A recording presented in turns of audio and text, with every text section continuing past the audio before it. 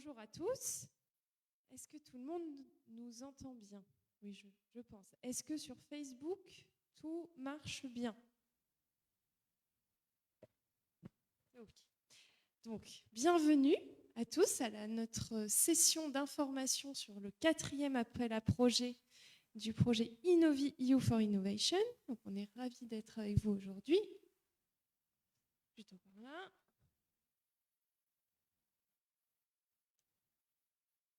Alors, il manque juste la présentation. Voilà. Ça, c'est pas la première slide. Voilà. Bon, si, c'est ça. Donc, on va commencer par une première petite présentation du projet Innovi pour ceux qui ne le connaissent pas, même si Innovi a démarré en 2019, en juillet 2019 pour être exact. Ça,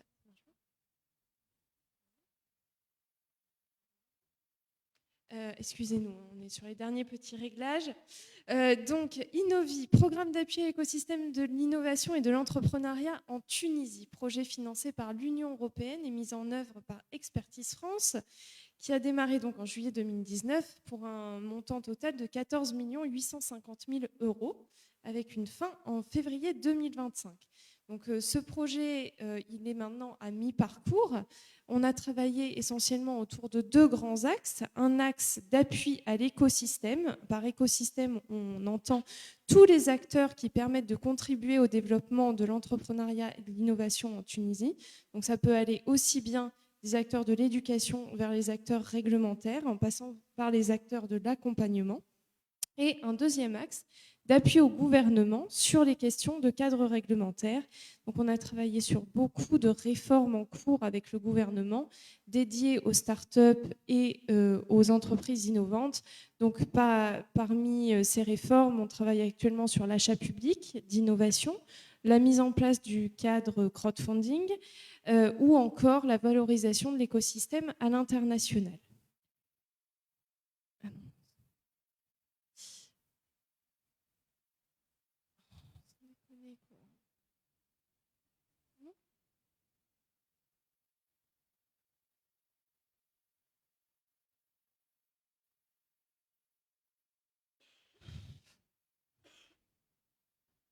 Bah oui, d'accord.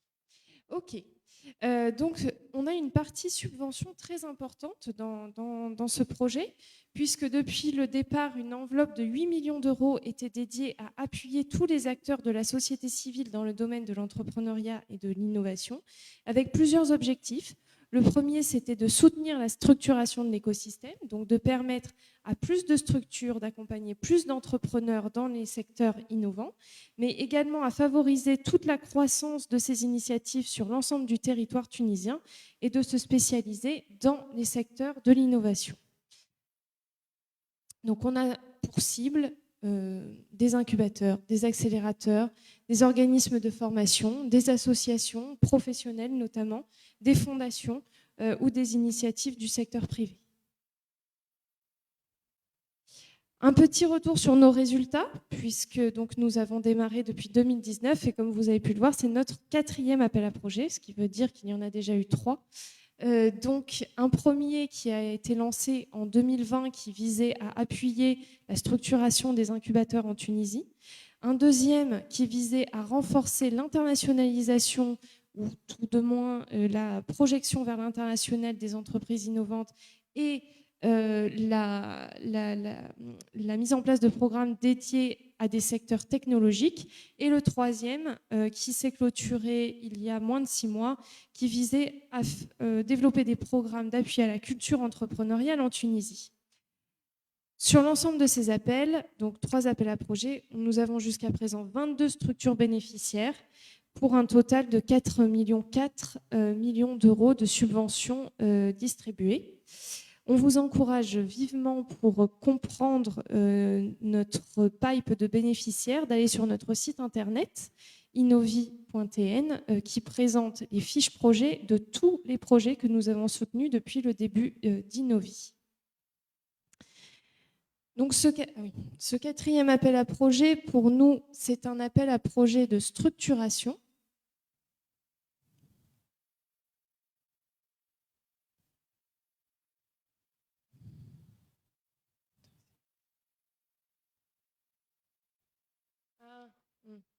D'accord. Donc, avec deux objectifs. Le premier qui vise à renforcer les services des structures d'accompagnement pour le développement et l'accélération des entreprises innovantes. Donc là, on parle d'accompagner les entrepreneurs, de fournir des mécanismes de soutien financier aux entreprises qui sont accompagnées par les structures d'accompagnement et enfin, de promouvoir des modèles durables et pérennes pour ces structures d'accompagnement. Et le deuxième objectif,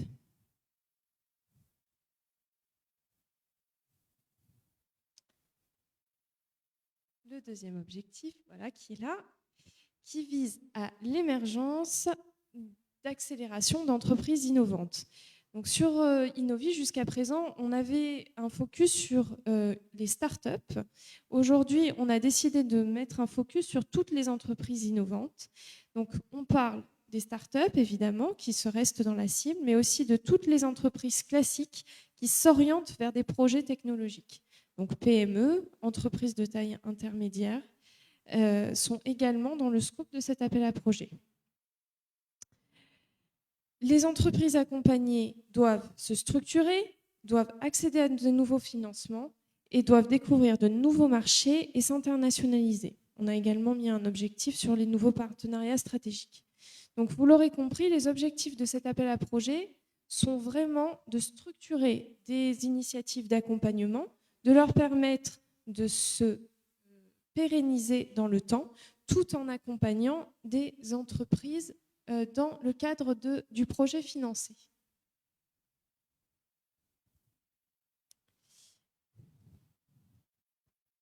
Parmi les informations à connaître, qui sont bien sûr présentes également dans les lignes directrices, nous accorderons une attention particulière au nombre d'entreprises accompagnées, au fait que ces entreprises développent de nouvelles technologies, et donc la dimension innovation est essentielle dans cet appel à projet pour les entreprises accompagnées par les structures.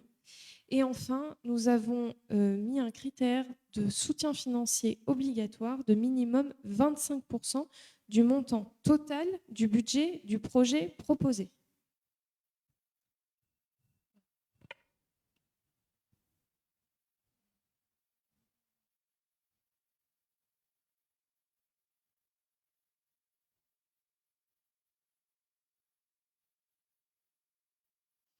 Donc l'enveloppe totale est de 145 000 €, avec un seuil minimal de demande à 70 000 € et un montant maximal de demande à 100 000 €. Si vous êtes la fourchette basse, 50% de coût de cofinancement minimum, 90% de cofinancement maximum. Si vous êtes en partenariat avec une organisation internationale, on vous demandera d'apporter minimum 25% du cofinancement. Donc ça veut dire que vous pouvez demander jusqu'à 75% de coût de votre projet sur la subvention. Je veux juste un peu clarifier ce point-là qui est toujours un peu compliqué à comprendre. Quand on dit qu'il y a 50% de financement minimum ou 90% de financement maximum, ça veut dire que nous, la part qu'on va vous donner pour contribuer au budget de l'action que vous allez présenter, ça sera au minimum 50% de ce que vous allez nous présenter, ou au maximum, nous allons vous donner 90% de ce que vous nous présentez. Donc là, il faut vraiment regarder dans le règlement d'appel à projet, c'est bien expliqué. Et on précise que les cofinancements doivent être indiqués dans le budget, sécurisés dans la durée sur tout le projet.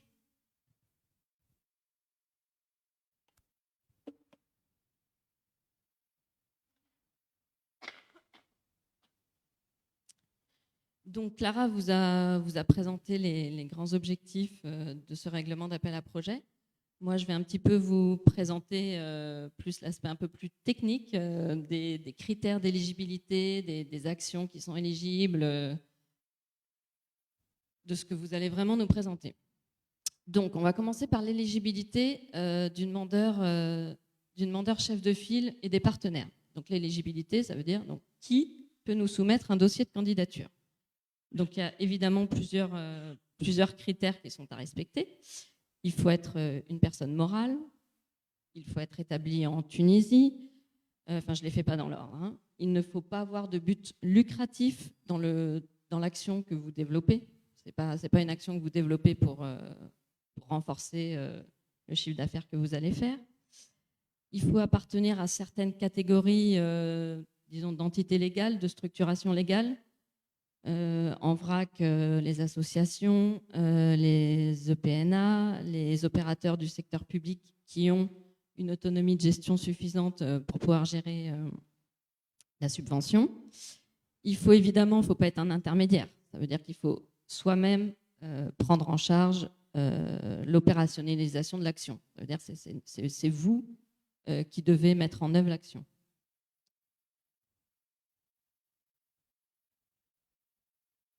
Et il faut évidemment pouvoir nous prouver que vous êtes capable de faire ce que vous nous présentez comme projet. Et donc, évidemment, ça je l'ai dit, être établi en Tunisie, c'est le critère de base. On vous donnera la possibilité de poser des questions à la fin, si ce n'était pas très clair. Évidemment, ce projet, vous pouvez le construire avec un partenaire, un ou des partenaires. Ces partenaires-là doivent répondre aux mêmes critères que le demandeur principal. C'est-à-dire que ce que je viens de vous dire, établi en Tunisie, la structuration légale, le fait de ne pas développer, de ne pas faire de profit, etc., tout ça, c'est applicable aux partenaires. Attention, si les critères d'éligibilité ne sont pas respectés, votre candidature ne pourra pas être évaluée.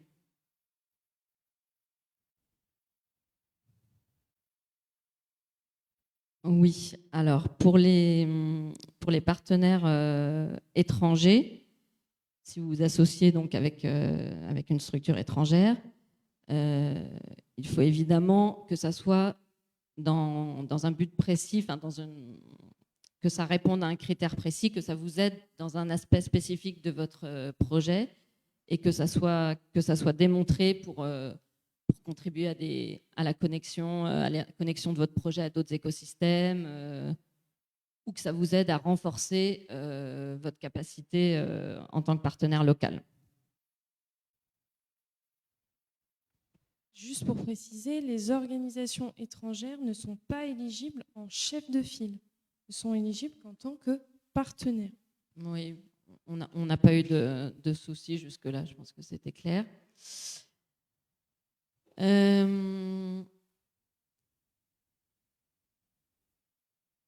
pas ici. Ouais.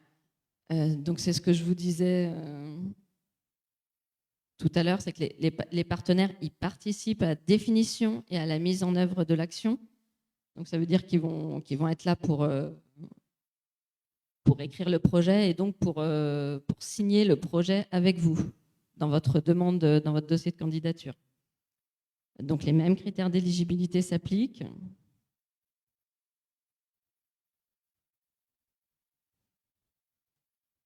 Alors il y a une partie sur les associés et contractants.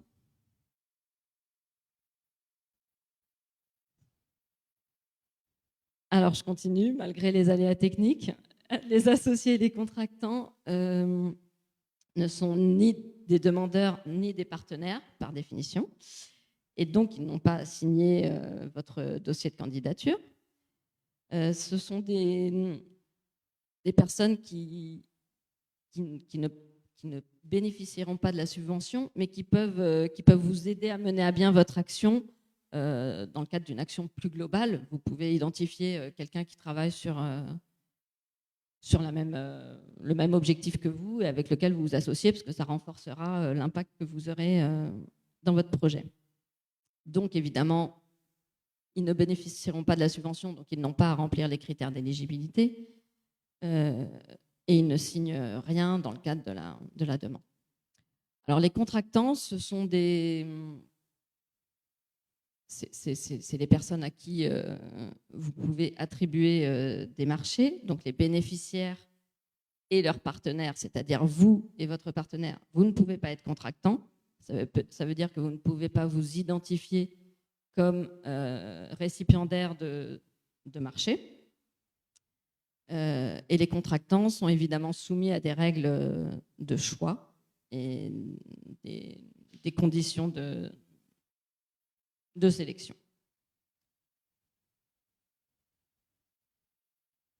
Alors maintenant, on va regarder un peu plus ce que vous pouvez nous présenter comme projet. Donc une action éligible pour nous, c'est des séries d'activités, c'est un ensemble d'activités que vous allez mettre en œuvre pour remplir un objectif et donc pour répondre aux objectifs qu'on a définis au départ.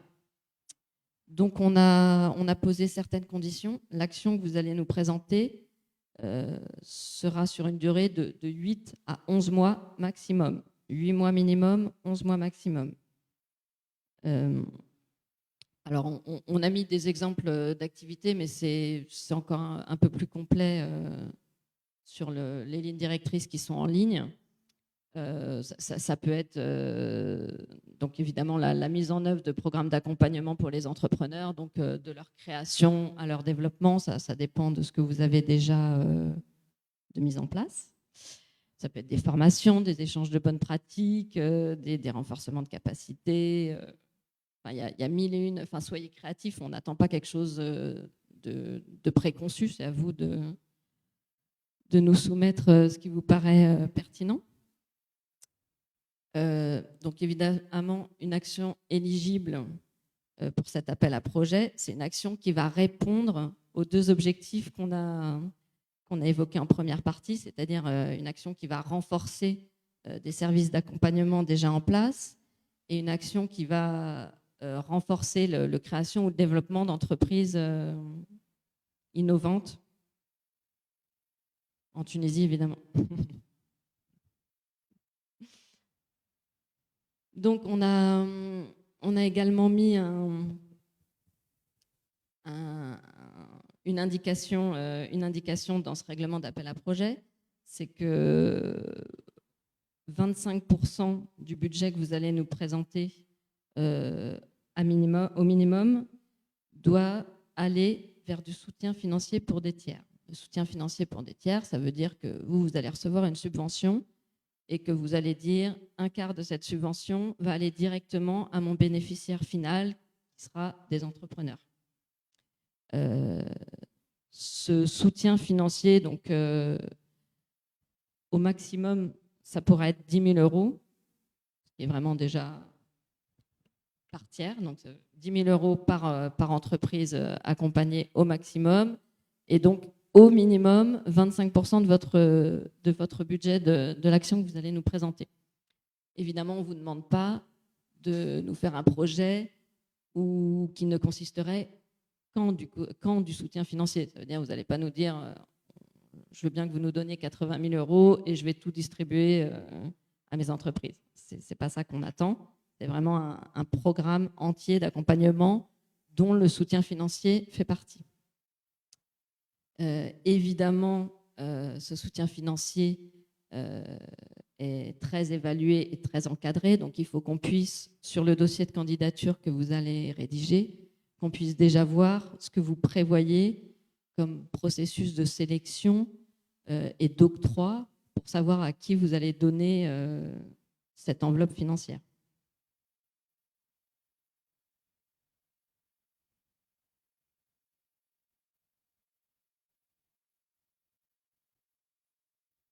Donc le dossier de candidature, je rappelle que donc il y a une note succincte, une demande complète, un budget, un cadre logique. Donc là, on a un petit peu évoqué ce qu'il fallait mettre dans la note succincte et dans la demande complète, mais il y a une partie budget. Cette partie budget, elle est importante pour nous parce que ça nous permet de voir si vous allez être vraiment capable de mettre en œuvre l'action que vous nous présentez. Donc, dans ce budget, on veut voir tous les frais qui sont directement liés à l'action que vous nous présentez.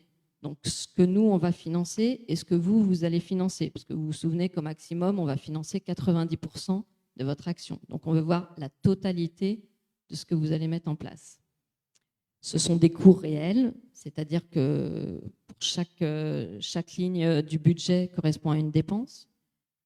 Et évidemment, il y a des pièces justificatives à fournir pour que ça soit acceptable.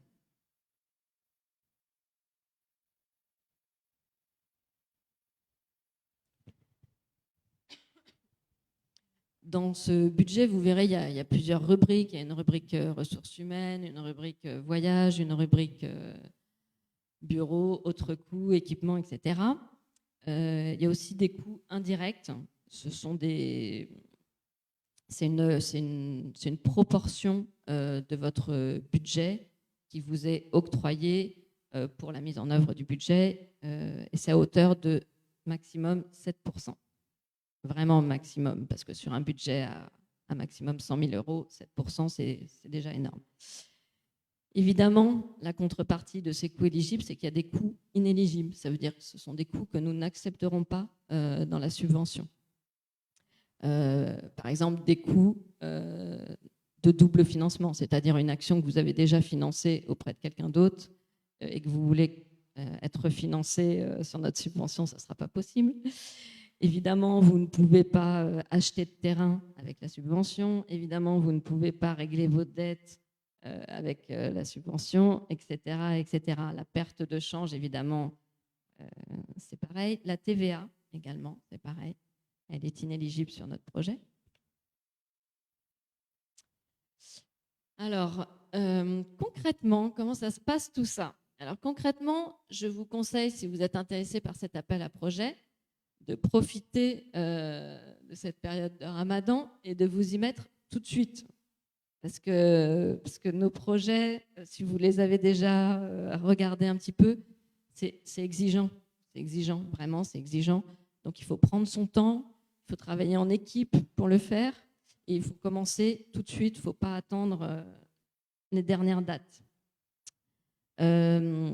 Donc, ce qu'on vous propose déjà, c'est on vous propose un bootcamp le 28 avril pour vous aider, pour vous éclairer, pas pour vous aider, mais en tout cas pour vous expliquer et vous rendre beaucoup plus lisible la façon dont on écrit, dont on rédige un projet. On aura quelqu'un qui vraiment, chapitre par chapitre, j'ai envie de dire, ligne par ligne, élément par élément, vous expliquera, parce que on est d'accord que ça peut être compliqué, que c'est du vocabulaire qui n'est pas forcément très compréhensible quand on n'en a pas l'habitude. Donc vraiment, qui va vous expliquer chapitre par chapitre ce qu'on attend comme réponse, l'angle qu'il faut apporter. Il vous apportera aussi un éclairage sur comment remplir un budget, sur comment travailler un cadre logique. Donc, si vous n'avez pas l'habitude de remplir des dossiers de candidature, je vous encourage à vous inscrire pour le 28 avril. Évidemment, on sera encore là pour répondre à vos questions dans la limite de notre règlement d'appel à projet, évidemment. Et ça, jusqu'au 11 juin. Donc, sur notre site internet, vous avez la possibilité de poser toutes les questions concernant votre dossier de candidature. Donc, on ne vous répondra pas sur du spécifique, mais on vous répondra sur les règles qui sont applicables. Nous, on vous répondra à partir du 12 juin, du coup. On affichera notre réponse sur une foire aux questions. Comme je l'ai dit, cet appel à projet, il faut remplir le dossier complet de candidature pour être éligible. Ça veut dire que dès le premier coup, il faut nous fournir la note succincte, la demande complète, le budget, le cadre logique. C'est vraiment beaucoup de travail. Il faut s'y mettre rapidement. Si vous êtes intéressé, je préfère le dire. Parce que la date limite de soumission, c'est le 21 juin à 23h59. Donc, si à 23h50, vous commencez à vouloir télécharger votre dossier, vous n'y arriverez pas et ça sera trop tard. On a fait 3 appels à projets. Il y a des dossiers qui n'ont pas pu être retenus parce qu'ils se sont mis trop tard, parce que ça prend du temps, même de soumettre le dossier, ça prend du temps, il y a encore des formulaires à remplir. Donc vraiment, anticiper, essayer de le faire en avance.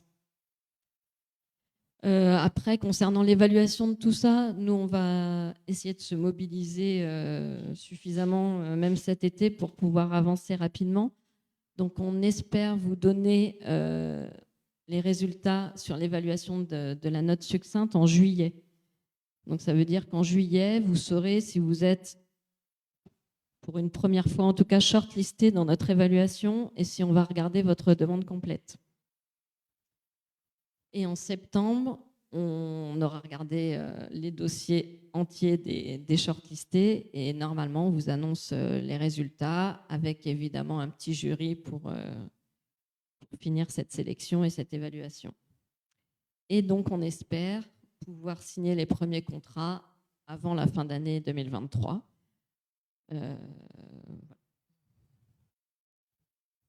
Donc, on le redit, 23h59, c'est 23h59. Donc, tout dossier qui n'aurait pas été soumis dans ce délai sera automatiquement rejeté. Par ailleurs, le remplissage et la soumission du dossier en ligne prenant du temps, si vous vous y mettez à 23h, vous ne pourrez pas soumettre votre dossier. Il faut donc anticiper, vraiment. Sinon, tout est supprimé après 23h59. On a à chaque appel à projet des cas de le site ne fonctionnait pas, je n'ai pas réussi, je vous envoie par mail. Ça ne fonctionne pas. Voilà. Donc, il n'y aura pas d'exception. Concrètement, je peux vous expliquer un petit peu. Quand vous allez là, pour une première fois, si vous allez sur notre site, vous allez vers cet appel à projet-là, et on va vous demander de remplir un petit formulaire d'inscription. Ce petit formulaire d'inscription va vous permettre de recevoir l'ensemble du dossier qui sera à remplir, l'ensemble du dossier à remplir et les annexes pour vous informer un petit peu des conditions contractuelles, etc. Donc ça, voilà, dans un premier temps, vous avez toutes ces pièces-là, vous pouvez les regarder, vous pouvez commencer à travailler dessus, etc. Ensuite, il faudra retourner sur le site pour pouvoir les uploader, c'est-à-dire pour les soumettre, pour nous les soumettre. Et c'est pareil, là, il y aura un autre formulaire à remplir avec certains détails, etc. Donc voilà, encore une fois, ça prend du temps. Maintenant, j'imagine que vous avez des questions, donc on va essayer de faire circuler un micro. On ne répond à aucune question sur des cas individuels. Sur Facebook aussi, n'hésitez pas à écrire des questions, on pourra y répondre également. Sur Facebook.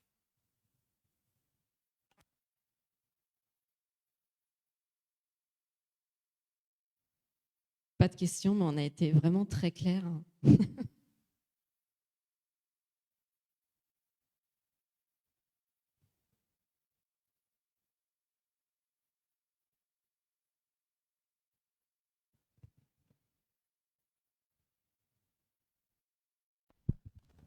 Hello.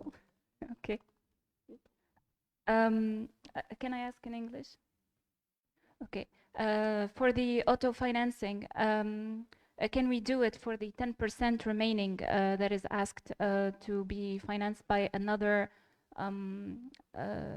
institution or fund management institution? Is that possible to auto finance that remaining part? Donc, le cofinancement répond aux mêmes critères d'éligibilité que l'ensemble du financement. En fait, on ne fait pas de distinction sur l'éligibilité des coûts entre la part qui est apportée par la structure et la part qui est financée par Expertise France. So it's possible.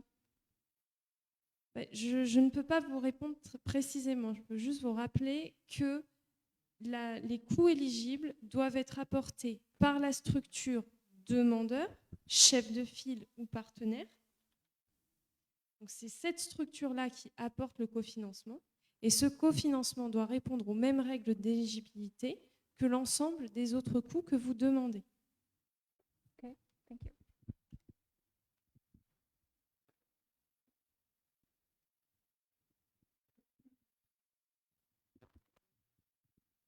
Bonjour, merci pour la présentation. Donc, vous avez noté qu'il y a une mention spéciale pour le nombre de startups ou d'entreprises. Quel est le minimum Alors, le minimum, on ne l'a pas fixé. Le minimum, on vous laisse juge, mais c'est sûr que si vous nous présentez un projet avec 2 entreprises accompagnées, vous serez évalué, certainement, mais vous n'aurez certainement pas une bonne note. Donc moi, je ne veux pas vous orienter, je ne vais pas vous dire 30, 40, 50, 10 ou 8, mais soyez cohérents, soyez pertinents. C'est vous qui êtes le juge de votre projet.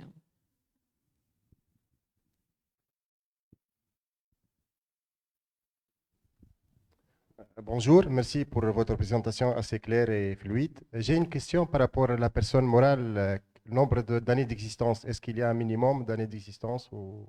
Non. Non. Okay, merci. Mais il faut être capable de démontrer quand même une capacité à gérer et à mettre en œuvre l'action. Bonjour. Alors aussi une question par rapport aux bénéficiaires. Donc, est-ce qu'il y a des critères cibles? Les critères, c'est ceux qui vous sont donnés dans les objectifs de l'appel à proposition. Donc, vous avez une cible, start-up, PME, ETI, entreprise innovante en général, et vous avez là où on veut aller en termes de résultats. C'est-à-dire les entreprises s'internationalisent, les entreprises ont des nouveaux partenaires stratégiques, obtiennent de nouveaux financements. Donc, il faut que vos bénéficiaires puissent concorder avec les objectifs qu'on cible.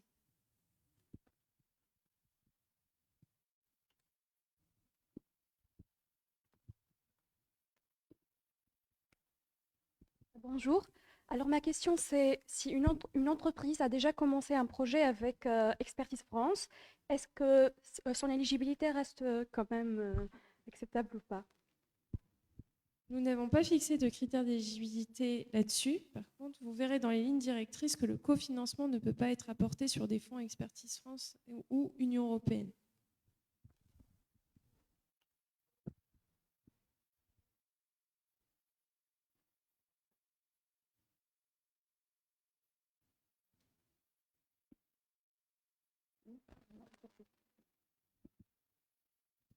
Bonjour, merci beaucoup pour la présentation, c'était assez clair. Moi, ma question, c'est juste pour clarifier un point. Si le programme existe déjà, si c'est un programme d'incubation ou d'accélération qui existe déjà, qui a déjà roulé d'autres cohortes, est-ce qu'il reste éligible ou pas pour de nouvelles cohortes sur ce projet-là? Et puis une deuxième question sur un point qui est mentionné dans les lignes directrices à propos de l'octroi de subventions pour actions similaires. Si vous pouvez clarifier ce point-là, juste pour notre compréhension. Par dérogation aux procédures d'attribution des subventions, Expertise France pourra octroyer par attribution directe un contrat de subvention complémentaire ayant pour objet la mise en œuvre d'une action similaire à l'un des... Alors, sur l'octroi complémentaire, il faut déjà être sélectionné. Hein. Donc, à partir de là, les règles de marché public permettent d'octroyer des compléments de projets de 25% sur la base d'un argumentaire technique. Ça, effectivement, pour ça, il faut déjà être attributaire des fonds. Sur la première question... Sur la première question, je vous renvoie aux objectifs qui sont énoncés, dont le premier vise à renforcer des services, des structures d'accompagnement pour le développement ou l'accélération des entreprises innovantes. Il y a le mot renforcer. Il y a le mot pérenniser aussi. Pérenniser le modèle. Donc, on a une question en ligne aussi. Quel serait le format de financement des bénéficiaires? Voucher, du cash? Alors, ça c'est une question intéressante. On n'a pas fixé de modalité du soutien financier aux tiers. Évidemment, il faut que vous ayez la capacité légale à faire ce soutien financier. Vous n'allez pas vous transformer en banque qui fait du crédit bancaire comme ça, hein, il faut des accréditations. Donc la plupart des soutiens financiers sont faits en subvention. On a également eu des cas où les soutiens financiers étaient faits en prêt d'honneur ou en voucher, c'est-à-dire en chèque service qui était octroyé aux bénéficiaires. Mais c'est ouvert, on ne fixe pas de critères, c'est à vous de nous proposer la modalité, les critères de sélection et le mode de fonctionnement de ces soutiens financiers.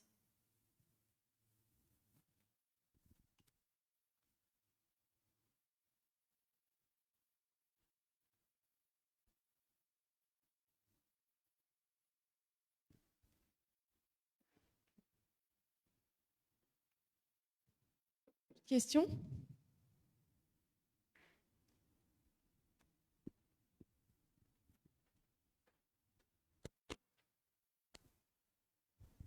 Bonjour. Alors moi j'aurais deux petites questions par rapport aux prêts d'honneur.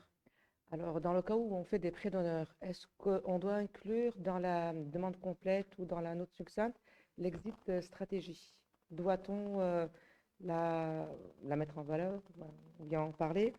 Et par rapport au renforcement du mécanisme financier, donc en l'occurrence prêt d'honneur, en termes de résultats, est-ce que l'activité évaluation du parcours ou du projet peut répondre à ce résultat-là, le renforcement, donc la mise en place de l'évaluation du projet, soit en mi, soit en fin?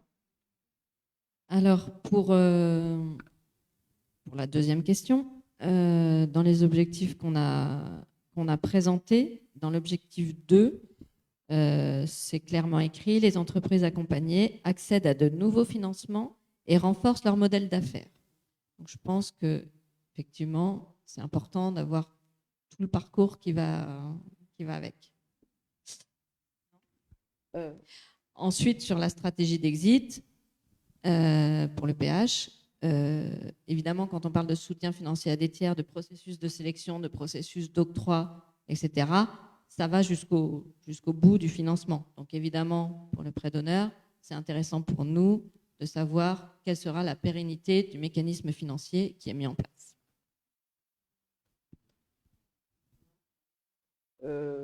Pour l'évaluation, non, c'est pas clair. Reformule ta question. Ok. Est-ce que le fait de faire, parmi les activités, pour répondre donc au résultat renforcement du mécanisme financier, est-ce que le fait de faire une activité comme l'évaluation du projet en mi ou en fin de parcours du projet, est-ce que ça pourrait répondre à cet objectif-là? C'est trop spécifique comme question. Donc, il faut que vous évaluez la pertinence de cette activité au regard des objectifs, dans le cadre d'une série d'activités qui concourent aux objectifs au final. Ok, merci.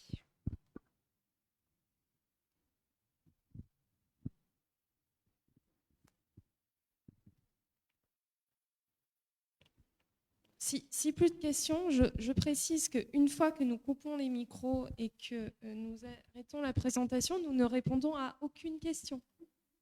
Alors, une question en fait ici sur le live. Quel serait le format de financement des bénéficiaires, s'il vous plaît? C'est bon? OK.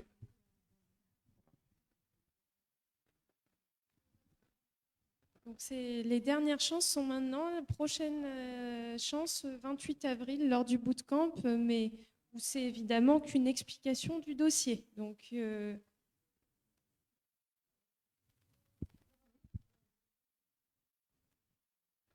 alors pour le bootcamp du 28 avril, on prévoit 3 sessions en une journée, grosso modo. Enfin, on n'a pas encore fixé l'agenda, mais ça sera vraiment, comme j'ai expliqué, donc pas un accompagnement, mais on va disséquer la note succincte, disséquer la demande complète et les informations qui sont attendues dans ces documents. Ensuite, on va expliquer un budget, comment ça se remplit, comment ça se construit, les erreurs à ne pas faire, etc. Et dans la dernière session, on va revenir sur la logique du cadre logique et comment on l'écrit et comment on fait son arbre. Bonjour. Je reviens à la question du prêt d'honneur, juste pour préciser, est-ce que l'opération doit être bouclée durant les 11 mois du projet des 8 à 11 mois. Et est-ce que cela peut être combiné avec une institution de crédit en tant que partenariat? Ou bien l'organisme bénéficiaire doit le faire? Vous avez les critères d'éligibilité des demandeurs et des partenaires potentiels. Donc c'est à vous de juger si les partenaires répondent à ces objectifs, à ces critères, pardon, ou non. Mais les prêts d'honneur sont un mécanisme assez spécifique pour les gérer. Donc c'est pour ça, est-ce qu'on est tenu de rester durant la durée du projet ou bien comment? Bien sûr. Alors pour que les coûts soient éligibles et pour que l'action soit éligible, elle doit se finir au bout des 11 mois. Ça veut dire qu'au bout des 11 mois, vous devez avoir, dans le cadre des prêts d'honneur pour madame, sélectionné, évalué, et vous devrez décaisser le prêt d'honneur avant la fin de l'action, donc avant les 11 mois.